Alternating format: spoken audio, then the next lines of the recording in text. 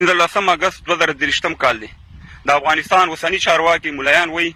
چې دا زمونږ د ازادۍ ورځ ده. ستاسې د ازادۍ به وي خو زمونږ د افغانانو د ولس د ازادۍ ورځ نه ده او نه موږ دغه ورځ د ازادۍ ورځ منځو او دا احتجاجاً موږ په توره ورځ منځو. لکه تاسې او مجاهدین چې وایي چې موږ د ازادۍ اخیستې ده، مجاهدین چې کله راله افغانستان ته وایي چې موږ استقلال ورځ دغه افغانستان ته اور واچو، د افغانستان ملي اردو ختمه کړه، د افغانستان 15,000 ټانګونه کباړ کړه، د افغانستان 900 تیاري په پاکستان خرڅ کړي، او 1000 کابلیان او 1000 زموږ خویندې میندې بچیانې په کابل کې وسوځولې او مکتبونو ته اور نه ور واچول، کتاب یې د منځه ویوړو. او همداسې تاسې چې په 15 تاریخ رالی زمونږ د خویندو میندو نه قلم واغستو، مکتبونه تر اوسه پورې بند کړي، زمونږ درې رنګه ملي بیرغ هم اغوستی، زمونږ ملي سرود هم اغوستی.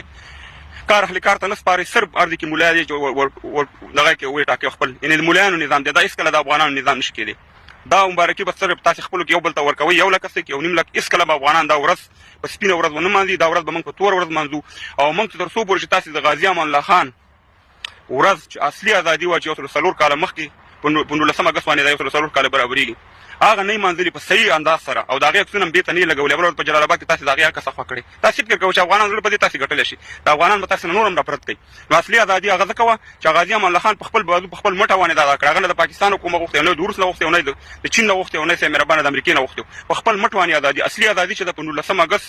به انشاءالله په 2023 کې موږ مانځو ولس او یو بل ته به مبارکي ورکوو. او تر څو پورې چې تاسې ملي شوي ناستئ، ملي شوي ناستئ، ملي شیان هم نه یې منلي،